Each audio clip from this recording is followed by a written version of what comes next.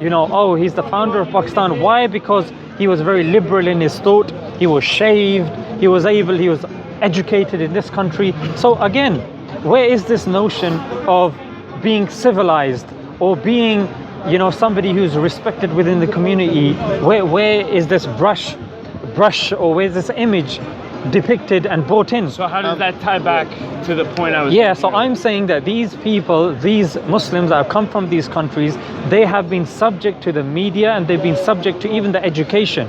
And in the education, you cannot be a 21st century individual and not know about Newton, not know about Einstein, not knowing about Kepler, not knowing about all of these people. But it's okay for you not to know about Ibn al-Haytham, not to know about Jabir ibn Hayyan, not to know about Al-Kindi. Yeah, these people are on the side, no problem. Yeah, Ibn Sina, we can put them. I agree with it. Yeah. Oh, but so let's just say, so that's what. Let's say that's true. So what I'm saying is that based on the so based upon the education, based on connect it. How does it connect to his answer? yeah. So based upon the education and based upon the media, the people have a warped view of what freedom is, what success actually lies. Like the American dream.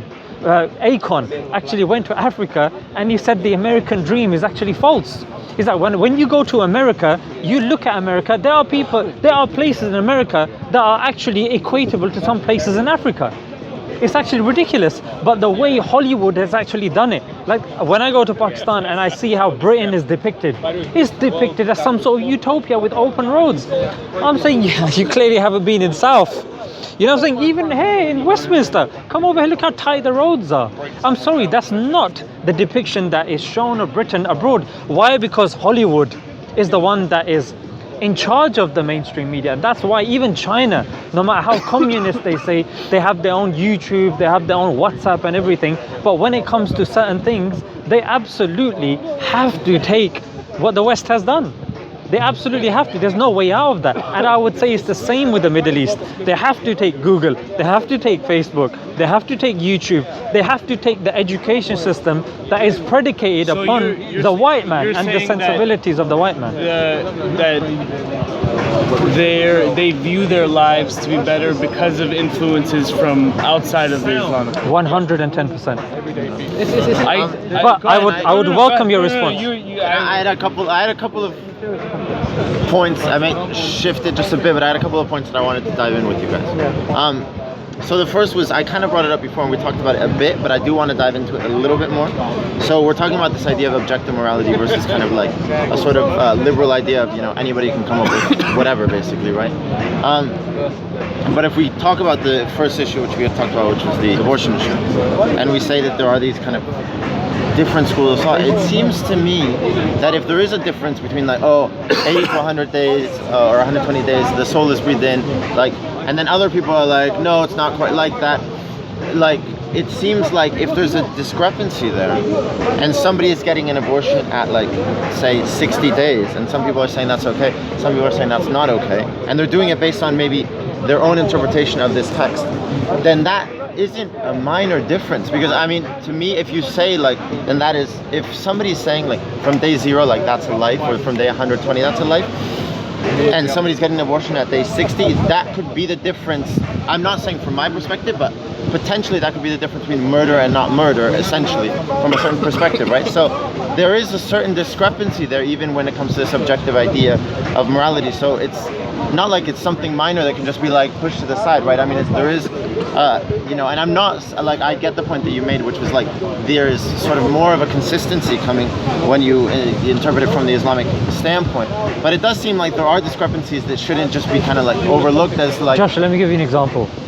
In Islam, you won't come across a single Muslim that will say abortion is right. You can get every single Muslim, if somebody asks, is abortion right or wrong? Every single Muslim will say abortion is wrong. Now, the caveats is where there will be leeway. But if we're talking morality, well, we're not interested in the caveats. We're not interested in the peripheries. We're interested in the main machine. We're not interested in the mouse or the keyboard or the printer that gets attached. We're interested in the computer to begin with. So let's look at the computer. And in Islam, the computer is the morality. Well, the morality of abortion. And there is no difference of opinion with regards to that. There's no difference of opinion with regards to killing is wrong. However, there will be differences with regards to circumstantial, like in which situation. So if you're looking at disease, yeah, so in that sense, I would say that the morality is objective, but there's a context to be applied that can be examined, sort of, depending on circumstances. Is that kind of the point? Yeah. But coming to your question about these Muslim girls who live this way of life, a lot of them happen. I've heard of people come and say, you know, you got a group of hijabis on the plane, and as soon as it lands in USA, they go to the toilet and they come out in mini skirts. And then go to the clubs and... Yeah, this happens. And the thing is, again, when it goes to it, is what he mentioned is inferiority complex. And this is why I said that we do not have a choice, because our consent is being manufactured. So when these girls who are in these conservative countries, who are being told that, look, covering yourself up, or as a man, lowering your gaze, etc., and not having this promiscuous lifestyle, to them it's like I live that. I live that lifestyle of where nightclub, girls, partying, it's well and good to a certain point, where you enter a point where you're empty, and no girl can make you happy, no money can make you happy, no house can make you happy, no car, nothing can make you happy. So these girls or guys are under a hype. So they're thinking, wow, lifestyle of the USA. Look at this, the American dream that you talked about. It's a what is it, smoke and mirrors. They say American dream, you have to be asleep to have it. Yeah, exactly. That's why it's called the dream. Who said that? George Carlin. Okay. So Yes, George Carlin, yes. So the thing what I'm trying to say is this, they have to live this dream, and some people, you advise them, and some people have to live it. So they come here, have a promiscuous lifestyle, sleeping around, they think, whoa, yeah, I'm an amazing woman, I sleep around with, wow, that's amazing. And then what happens is then they start realizing, well, hold on a second, this is not good for my mental health. Because the more sexual partners a woman has, same with the man as well, you need to understand there's instability happening. Now you're sleeping around, you have a chance for STD, you have a group of men who are after you because you're dressed up in a certain way for a certain reason. Now you're seeing these men, because you're going to live that to a certain point, then you're going to be like, I want to get married. Well, hold on a second, who wants to marry you now? And even if they do, you're a woman or a man that's gone through so many individuals, you don't even know how to love anymore. But you're assuming that the people who leave kind of that framework that you advocate for behave like that, and that's not necessarily. No, they don't have to. This extreme, right? No. Where you go around sleep. Why is that extreme? Because I don't think it's an accurate depiction of how people behave when, or at least the people I've met, how they behave when they leave that framework. But what we define is because the amount of sexual partners, I don't know what was the study that we looked at, there was what? I think women have around by the age of 21, they've had like 8, 9. Eight. So now the thing is, that's a norm. Before it was 0. Like now it's like 7, 8, 6 partners, and a woman, like for example, back in the days, if a woman said I had 8 partners, they'll call her that's what they should refer to. Now it's like, oh no, it's my past. Now it's made to be okay. So what I'm trying to say is that these individuals come and think this lifestyle is all glamorous and good, and at the beginning they do think that, because I live that lifestyle. If you came and asked me, was it fun? I'll say it was fun. It was amazing. But as things progress and you start entering this zone of emptiness, and you realize going to the club's not making me happy, having girls or guys is not making me happy, living this lifestyle, going on holiday, it wasn't making me happy. I'm telling you, I was empty. It wasn't making you happy, but just because it doesn't make you happy. I know, but I'm not, doesn't mean it doesn't make other people happy. If I was talking about myself, I would say you're right. There are studies that show that women are less happier. There's studies that show that women are in a state where they are less and less happier, because the point is it's they're not innately maternal. Sick beauty as well. Of course, but the point is this: that's when they hit a wall and they think, oh, this American dream or UK dream, whatever dream it is, it was short-lived. It's like a dose. Yeah, it's like this. It's a hype that's given to you. The moment you live it and see it, and you think, "Whoa, hold on a second. Actually, it wasn't all hunky dory like I imagined." And that is when they have a realization and think, "Okay, this is not the ultimate happiness." That's why people are empty. Look at suicide rates. Suicide rates are a pandemic. Forget the COVID. Okay, and thanks to Putin who put into the whole COVID thing in overnight. Everyone forgot about the COVID after the whole Russian thing. The thing is that suicide rates, people are less happier. Where is this all stemming from? Because we base happiness based on what? The freedom of liberty. I can go and sleep wherever I like. No. In the long run, you are killing yourself. Mentally, psychologically. So to me, it's a inferiority complex issue. And then they live it, they see it, And that's the reason why a lot of women convert to Islam, bizarrely, because we oppress our women. So interestingly, every 5 converts to Islam, 3 are women. Why? Every 5, 3. Every 5 reverts, 3 are women. And why are they choosing? and also bear in mind that the countries that they're coming from, most often they'll be economically low. Well, so important to point out, a lot of the women I was meeting came from very wealthy families, and they left that wealth. Yeah, usually because that that lifestyle, or I guess that framework, Yeah. was causing them anxiety. It was causing them depression. Yes. It was causing them the lifestyle that you why? guys are laying out for But you know those why? women. You know why he was causing them that? Because if I Because it wasn't implemented properly. No. You're wrong. No. I will say you're wrong. Not as in well. their cases. I'll say You're you're wrong wrong. as well. I agree with you here. I agree that. No, but I will say. I agree with you that he's wrong. Yeah. But, Yeah. No, but I'm gonna. I'm trying to No. say- If you're saying I'm wrong, then let me prove my point, then, isn't You it? have no point to prove. So I'll tell you why I have a point to prove. and then Oh, you're going? Yeah. All right. So how?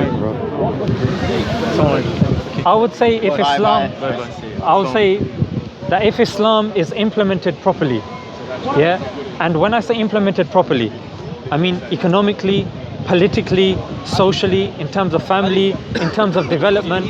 If it's implemented in a holistic manner, then people will not be put off it. It's as simple as that.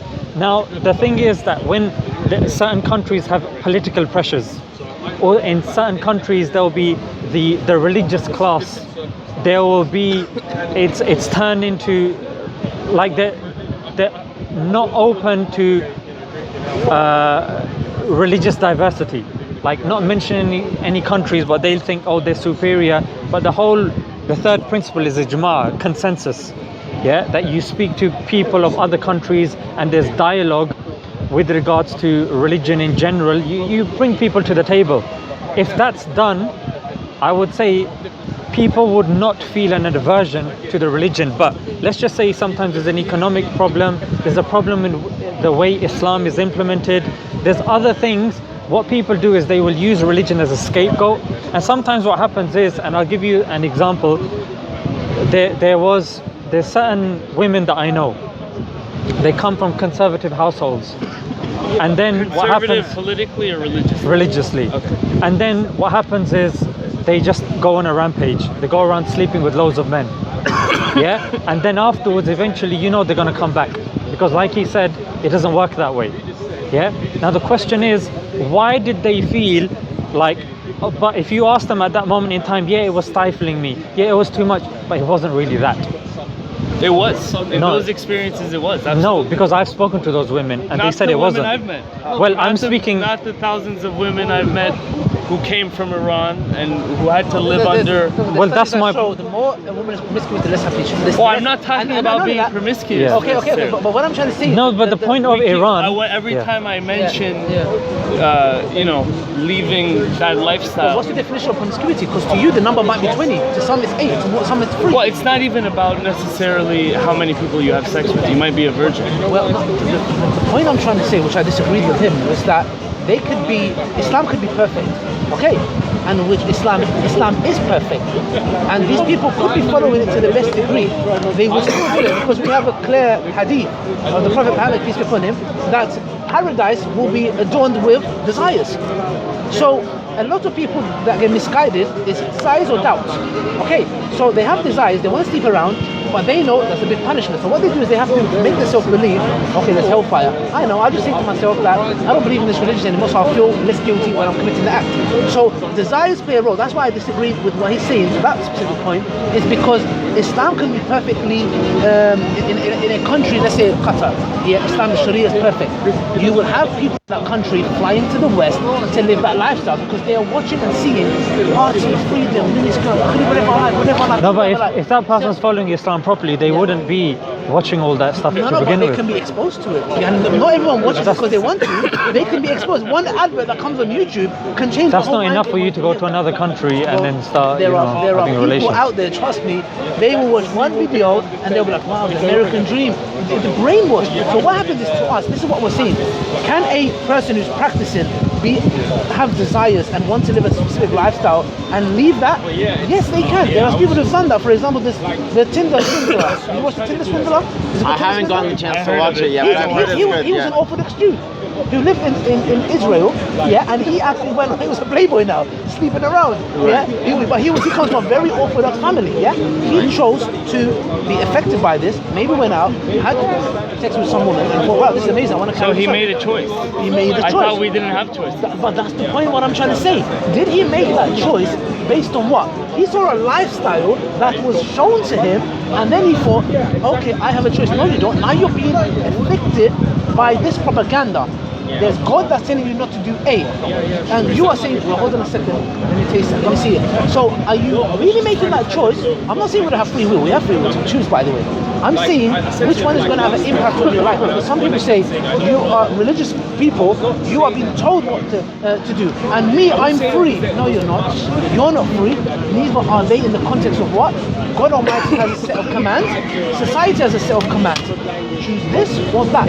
Yeah. But if these people are being affected, where they are watching women in bikinis, they're watching pornography. A lot of Muslim countries are affected by this. The biggest country that watch a lot of pornography is I think even Pakistan. Like when it comes to certain specific pornography. The thing is, these people are afflicted by that, and that's why, for example, I believe pornography is one of the biggest destroyers of the soul. That's why in Muslim countries, some in Egypt, women are being sexually harassed. Where is this stemming from? We need to ask a question.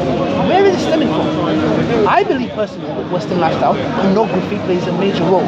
These men, Muslim men, are watching pornography, and when they're watching pornography, they are visual creatures that get manipulated by the opposite gender, and when they're walking around and see a woman, even if she's covered, sexually harasses her. So it all goes back to what? A lifestyle. The root of the problem is what? Because we have this lifestyle, and like you said, when it goes to, like you said, when it goes to Pakistan, people think UK, it's an amazing place. They have this perception, they think we're balling. They don't know I bloody pay £1,200 rent for one bedroom. Me, my wife, and my two kids are in the same bedroom. London. They don't know, but they don't know that. They think, oh, he's living in large. Look at his jacket. My jacket's from Primark, mate. It's £45. Yeah? Okay, it's a bargain. So nobody knows that. They think, wow, that's the point of this propaganda is being fed to our nations, and our nations are calling for it. Even Israel, pro-LGBTQT, yeah? The Orthodox Jews are totally against that. There was even a Jewish guy who went on a rampage and started stabbing them a couple of years ago, yeah? Because this is entering our household. This is our issue. You know what I'm trying to say?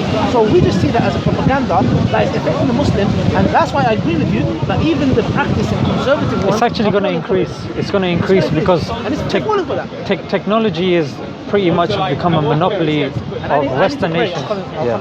Oh, of course. We gotta go soon anyway. It's okay. Let's for another. Yeah. So technology has become like a monopoly for Western nations, and because technology has become a monopoly for Western nations, and it's exponentially increasing, so are corporations. So no matter where you are, like even the holiest site in Islam is Mecca, but just like a 2-minute walk outside, you see a KFC there, you see Hilton Hotel there. So no matter where you are, it's inescapable.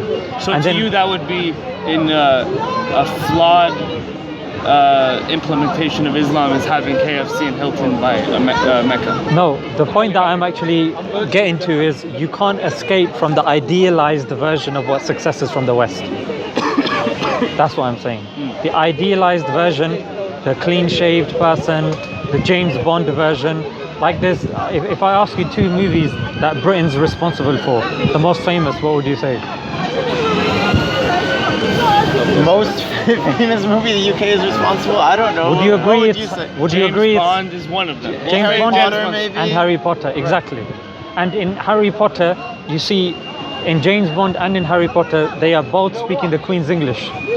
Even in Harry Potter and in James Bond, the Queen's English, saying the P's, the Q's, the T's, they're pronouncing everything properly. Yeah, and it's very traditional. So the thing is, traditional British is what traditional British, yeah. So in that sense, the depiction that people have when they're talking about, like when I go to certain countries, they say, oh yeah, you're from England, yeah? Oh, you're from England. So that even in America, if you go, and their understanding of England is very different. Yeah. It is like the people that will get the most roles is actually Hugh Grant. Is he the one? I don't know. About a boy. What movie? Hugh Grant. British. About Which a boy. movie? About a boy. About a boy? Yeah. No, not Hugh Laurie. Hugh Grant. It says Hugh Grant. Yes, it's Hugh Grant. So he is somebody that speaks the Queen's English, and even when they have certain people that are representing the English person, the accent is definitely there. What I'm trying to say is there's certain stereotypes, there are certain kind of notions of what success is that have influenced the East, yeah, and the Middle East. In fact, there's a book called Economic Hitman by John Perkins. In fact, No, I haven't read that book. Have you read it? No, I haven't. it's a brilliant book and it's an easy read. For me, sometimes going through these technical books is very difficult. John Perkins, it's actually excellent. It's fantastic. And in that book, he says something to the effect that rather than taking countries down through warfare, we have to take them down and we have to influence them through lobbying. But if they can't be done through lobbying, what you do is through economy, through feeding them. For example, they were talking about Saudi. They were talking about certain rulers that were inclined towards women here in the West, maybe white skin and stuff like that. And they would say, okay, we'll bring you over and then you can do this. So again, like he was discussing, there's certain desires, certain things that the West has looked up to. Malcolm X was saying that even in Africa as well, the light-skinned African is seen as superior over a dark-skinned African. Even in the Middle East, a light-skinned Middle Eastern person is superior to a dark-skinned. In fact, in India and Pakistan, the most famous cream is called whitening, the skin whitening. Yes, Fair and Lovely. Yeah, Fair and Lovely. So point that I'm trying It's my allergies. I'm sorry. No, it's all right. Just won't stop. It's all the flowers. So yeah, the point that I'm trying to say is there is definitely a way that we have become subjected to the influences of Western culture, especially post-industrial revolution. And now the next paradigm shift that people are trying to go on to is artificial intelligence.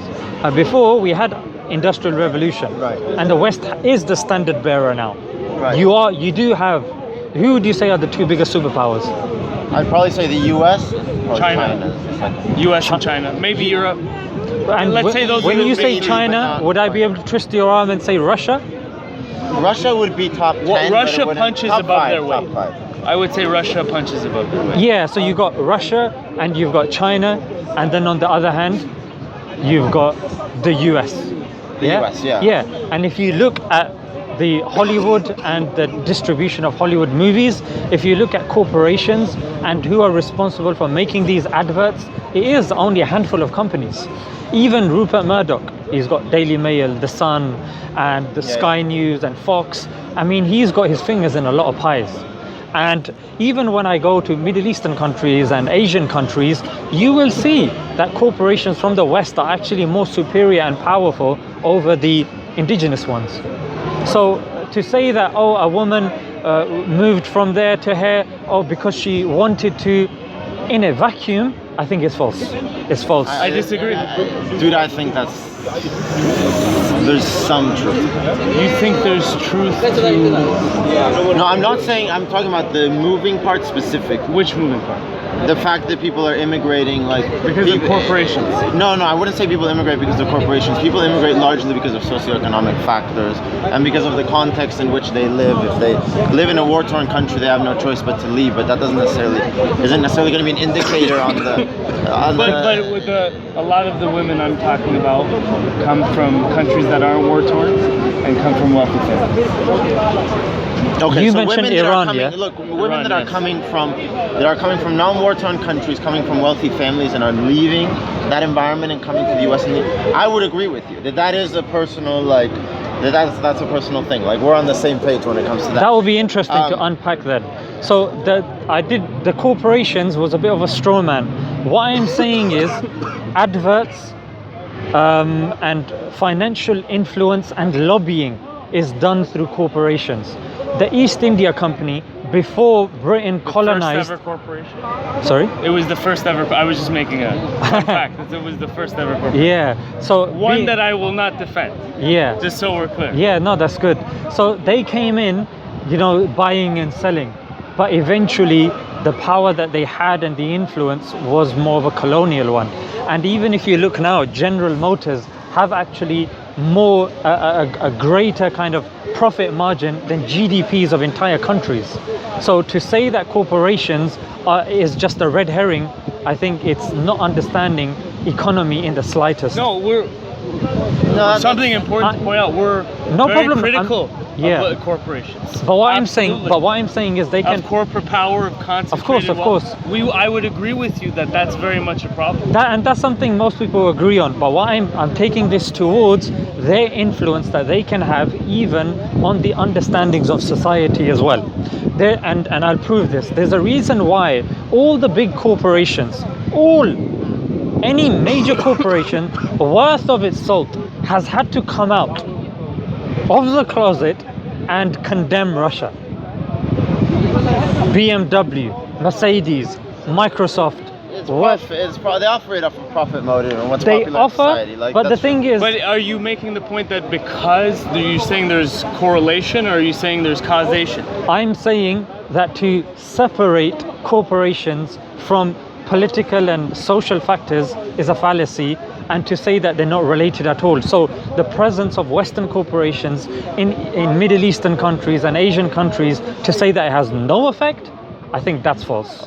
I wasn't making that argument. We though. could say that, but would you say that? So there's kind of why are we operating in a binary? It doesn't have no effect, but it's not like it has the complete effect. It has, Of course, some degree of effect potentially, but we and can't that's be why it's part of saying my it has the argument. full effect, That's right? why I'm saying Okay. it's part of my argument. Right. And the reason, and I can enforce this by saying there's a reason why Huawei's influence in the West is being curtailed significantly. Huawei and TikTok, absolutely. And there's a reason why YouTube and WhatsApp is being curtailed in China. Absolutely. Because corporations are used as pawns to put forward certain political aims and objectives. Now, is that the main part of my argument? No, but the way you were strawmanned, I just wanted to give a bit more Fair context. enough. Yeah, I just wanted to give a bit more course. context. Yeah. One thing that kind of a little bit different. So sorry, just excuse me, because he mentioned Iran twice. A lot of people have come from Iran, and the thing in Iran is the way it's operating is not operating as an ummah. Now, ummah means the Muslim collective. Now, whenever certain things are decided and discussed, there's a ummah collective. Yeah, there's an ijma, or there's a consensus of some regard about what are the next steps that we are to follow. And Iran is somewhat separate from that. And again, I'm not saying that, look, all Iranians are the same or whatnot, but unfortunately and sadly, some ways that Islam is implemented in Iran is not something that's agreed holistically. One thing I should have clarified earlier is the women I was referring to that I was going to university with are from Gulf states, Sunni countries, and the women I was referring to from Iran were more, they weren't leaving Islam, they were mostly Jews who were rejecting having that sort of society forced on them, having those views forced on them. Look, let me give you one example, yeah? Speaker's Corner videos where we are. Most of these videos are actually watched in the Middle East. But those people are more closer towards Islamic civilization than say us. I mean, say me. Right. But the thing what they really appreciate is our form of debate and argumentation. The thing is, look, the way we're formulating our arguments and discussions is based upon, you know, LGBT issues, based upon philosophy, based upon liberalism. There's so many things that we have, you know, refined our argumentation and these interactions that say they don't have over there.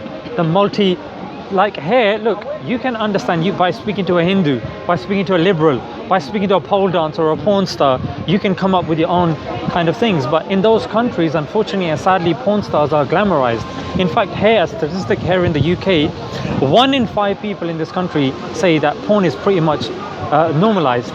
Right. Sorry, it's 1 in 5? Yeah, 1 in 5. Yeah, 1 in 5 says In England. Yeah, in England. 1 in 5 is pretty much normalized. It's pretty much part of everyday society. And then a similar statistic said, I wouldn't mind going into the adult industry. It's the way it's being promoted, and the way, you know, advertisement. You see certain YouTubers make jokes about Pornhub and stuff like that, and certain porn stars will be on interviews.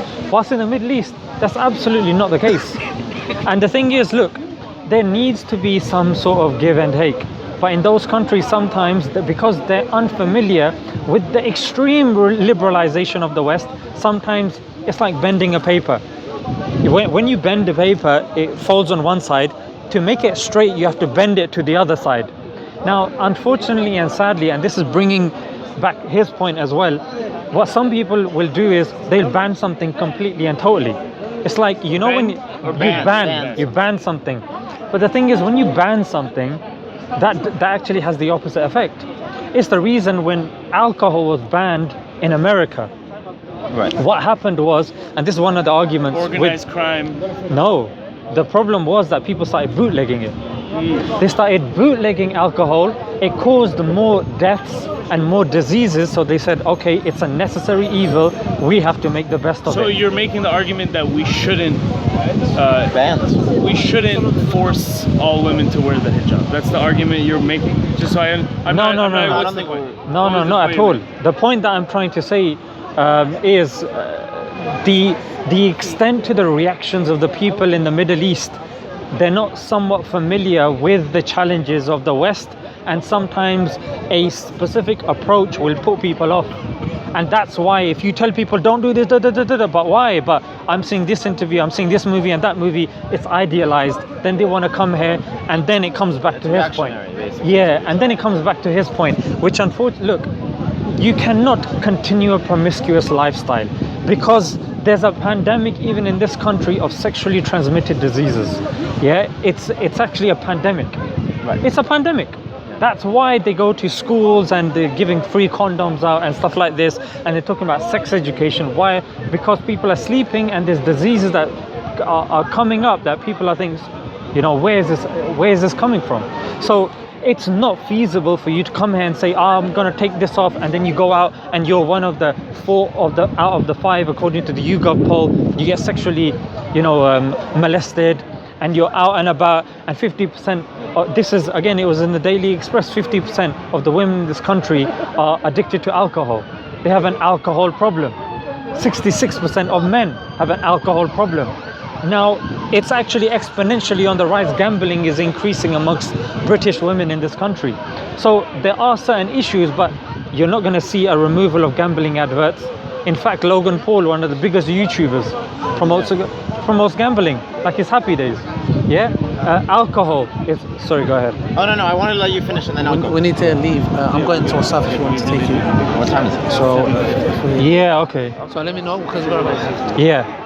Okay, should we say we wrap it up in 4 minutes? Okay, yeah, I had one last, because we're talking a lot about, and this is something I've been wanting to mention for the last bit, is that a lot of the examples you're giving, Logan Paul is a great example, right, is obviously he's, I mean, to my knowledge at least, he's a non-Muslim, I mean, he doesn't subscribe to the faith. Yeah. And so, we talked about, women, what they're wearing, things like this. We've gone over all these different subjects. I guess the way that I see it is it's kind of like, I'm a very, I don't want to sound like a hippie, but it's very